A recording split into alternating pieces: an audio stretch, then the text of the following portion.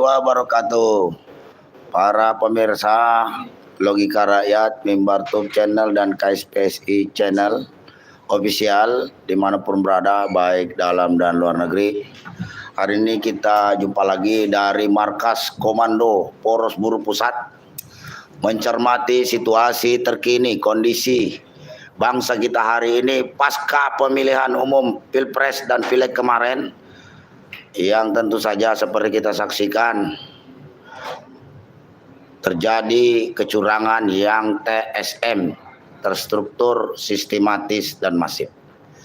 Tentu saja banyak publik kecewa, pemilu ini ugal-ugalan, dan bisa dikatakan pemilu ini pemilu gila. Karena dalam hal input data di KPU, saya pun tadi pagi juga menginput data melalui kawalpemilu.org itu, dan juga data pemilu, di mana kita lihat bahkan di WA Group juga sudah ramai. Saya menginput data di TPS di dekat sekitar rumah saya, di mana di situ Anies unggul sampai 50%, tapi sampai hari ini tidak bisa terupload dengan maksimal. Bahkan di situ ada keterangannya review apalagi ini extended, artinya belum terbaca di sananya. Tapi sudah terupload. Semua yang kita upload adalah C1. Nah, seperti yang kita lihat dan ramai di media sosial hari ini, baik itu di Snack TV, di Snack, di TikTok, di televisi juga ada yang nayangin, WA Group, terutama di media sosial lah. Itu nampak penginputan data ini ngawur. Asli ngawur. Masa suaranya 02 sampai ada yang 600, 500, 700 satu TPS. Padahal jumlah pemilih di TPS itu maksimum 300. Rata-rata di Karawang di TPS saja hanya 225, 275 lah. Maksimum 300 loh, Kak, ini suaranya ngawur ini. Benar-benar hari ini oleh rejim Jokowi ini, pemerintahan Jokowi ini menurut saya gagal menggelar pemilu. Maka atas kegagalan itu rakyat harus mengambil sikap, menunjukkan kedaulatan rakyat bahwa memang trik-trik terkait masalah kecurangan pemilu 2019 ini mau diulangi lagi di tahun pemilu 2024 ini.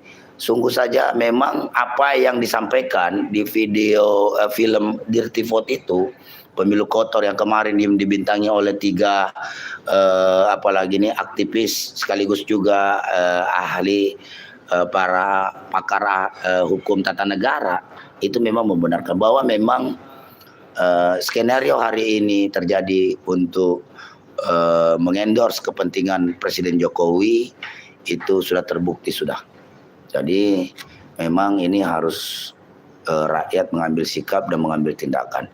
Nah, kali ini saya sedang ditemani sebelah paling kanan ada Bung Rudi Abedaman, Ketua Umum GSBI. Gimana Bung Rudi? Amin dong, tetap. Amin dan aman gitu kan. Nah, ini adalah Sekretaris Poros Buruh Pusat, Bung Joko Heryono. Bagaimana Pak De? Sehat? Sehat sekali. Di sebelah kiri saya Dukin Oblong Mars. Nah, tentu saja ini tidak kita berkumpul di sini sambil juga menunggu Pak lawyer kita Bung Andi Corawali yang lagi ngopi-ngopi di sana kan, tapi enggak apa-apa lah. Biarin aja dulu dia ngopi, karena nanti space dia ngomong nanti kita akan sampaikan. Nah, di samping daripada itu, hari ini seluruh rakyat Indonesia sedang disihir oleh tayangan televisi Pak De, melalui quick count oleh lembaga-lembaga survei yang tentu saja saya lihat tadi pagi udah berani banget menyimpulkan bahwa ini sudah tidak berubah. Angkanya fantastis, 58%, gila ini benar. Dan tidak berubah. Tidak berubah katanya. Aduh ya Allah, ini penjahat-penjahat intelektual marah dikasih panggung, ya kan? Nah, saya mau lihat siapa duluan bicara nih, Pak De aja dulu ya, perspektif Pak De lah menyikapi persoalan kondisi hari ini bangsa kita dan menilai Pilpres ini Pilpres ngawur, apa edan, apa sudah gila gitu loh ini. Udah di luar kewarasan kita, di luar nalar-nalar, bahkan melampaui pelanggaran hukumnya udah jauh melampaui ini. Dan aparat diam, Bawaslu juga diam, KPU juga apalagi gini kan. Ini luar biasa ini. Kita sedih lah sebagai penggiat demokrasi, pengawal demokrasi. Demokrasi kita benar-benar diinjak-injak di rejim Jokowi ini di akhir masa periode. Ini sudah luar biasa ini. Rakyat kalau nggak marah ini kebangetan. Menurut saya. Mau Bun Joko, Pak Joko, sekretaris ini gimana Pak? Silakan. Mas Rudi. Gini, Ya, ini Pak Joko aja. Iya, ini kalau istilahnya kalau mau diomong itu habis-habisan. Entek ngamek kurang golek. Iya. Ya. Ini udah 3 bulannya lalu lalu 3 bulannya lalu omongan ini continuity. Bentar bakal begini. Oh canggih ya. Akhirnya bener kebukti. Mau seperti apa nanti setelah itu Pak Jokowi barusan ngomong kan, nggak tahu kemarin apa tadi itu. Ya jangan teriak-teriak curang-curang, laporkan Bawaslu gitu loh. Lah Bawaslunya itu punya lu bukan punya gua masalahnya, ya kan? Woi, lah terus gimana? Kecuali Bawas gua, saya laporin. Ah ini Bawaslu. Nah terus ke MK saja gitu kan?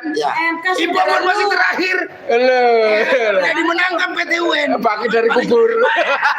Yang balik lagi langsung Pamar. Jadi ramalannya itu plek ceplek gitu loh, nggak meleset sama sekali cuangge. Ini waktunya jadi dukun-dukun sekti ini. Kok ramalannya cocok gitu ya. Jadi sebetulnya permainan ini permainan ecek-ecek gitu loh.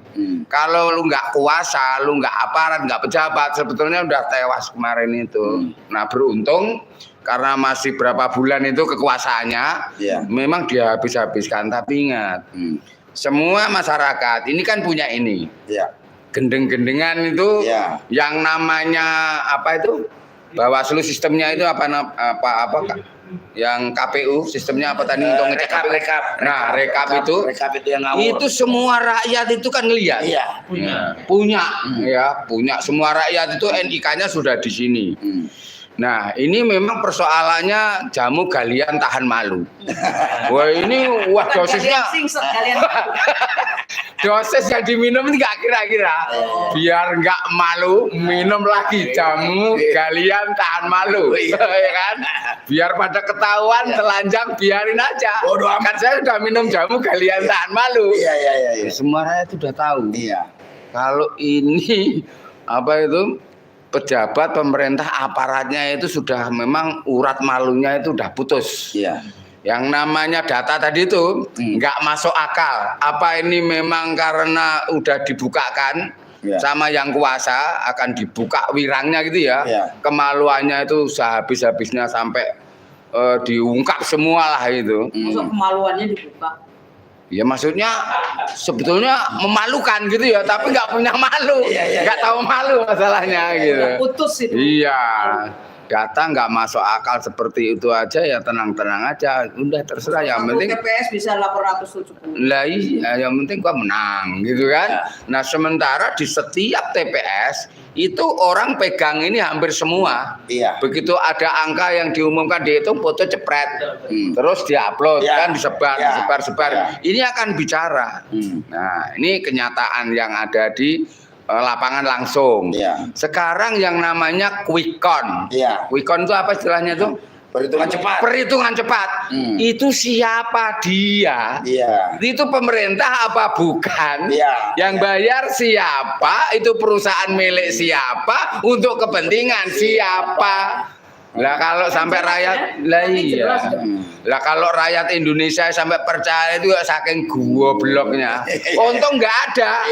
Yang namanya jamu galian goblok itu nggak ada. Nah, jadi masih menang dia minum jamu galian tahan malu tadi gitu. Ya rakyat itu segini banyaknya dianggap goblok semua. Nah kita berharap nggak seperti itu gobloknya. Jadi rakyat sudah cerdas, sudah pinter, nanti suatu saat akan ada pengadilan rakyat. Suatu saat rakyat akan bergerak dengan sendiri-sendirinya tanpa dipanggil untuk apa? Untuk menyelamatkan negaranya. Kalau ini nanti keselamatan negara nggak dimiliki oleh semua orang, setiap orang yang merasa melihat kecurangan, melihat apa namanya itu ketidakelokan, apa namanya itu yang sudah dilanggar itu, etika. Ya.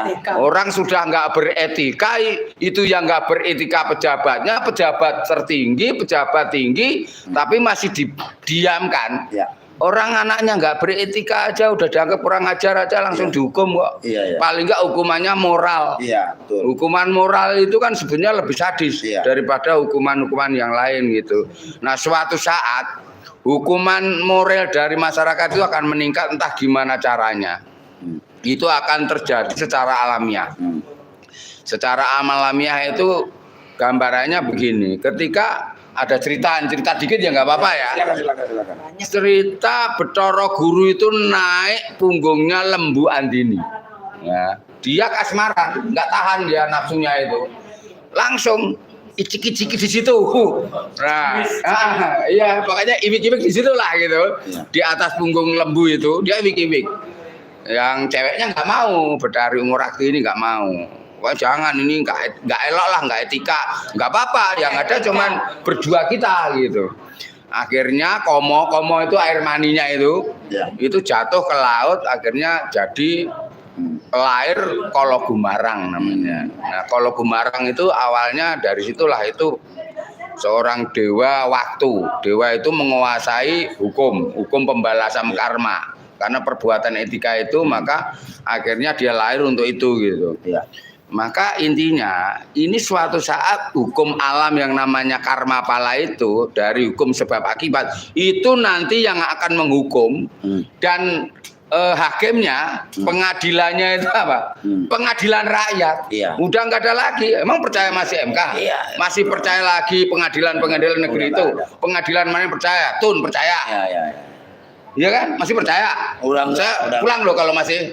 Oh ya, berarti sama. Kita ini kan temen. Harus kompak. Apalagi seperti itu. Itu prinsipnya. Ini sudah lawon Sabto Ngestiaji istilahnya. Orang nyebrang di laut, di kali, air bah brules gitu ya. Yang tahan malu ya udah begini aja tuh makanya. Udah terlanjur ketahuan. Nah, nanti akhirnya hukumannya itu entah dia hanyut, entah hancur dan sebagainya, itu yang akan terjadi. Jadi suatu saat alam akan membuka aib semuanya ini akibat kebanyakan minum galian tahan malu. Kira-kira begitu. Oke. Lah mau diomong apa lagi? Memang begitu. Orang pinter-pinter udah banyak yang ngomong. Profesor dokter. Betul. Kita ngomong simpel aja. Ya betul. Jadi apa yang disampaikan Pak Joko itu memang sebuah prediksi karena kondisi hari ini terjadi kecurangan pemilih.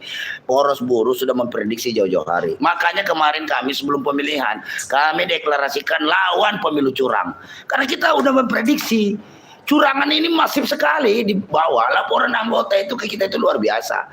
Kok kita milih misalnya paslon 1, paslon 2, paslon 3 gitu loh. Kok yang muncul kayak begini datanya tidak sesuai gitu loh. Dan itu dibuktikan beberapa banyak formulir C1 itu nggak dianggap. Yang dianggap itu ketikan manual yang keluar. Ini berbahaya sekali. Nah, menurut Bung Rudi seperti apa Bung Rudi?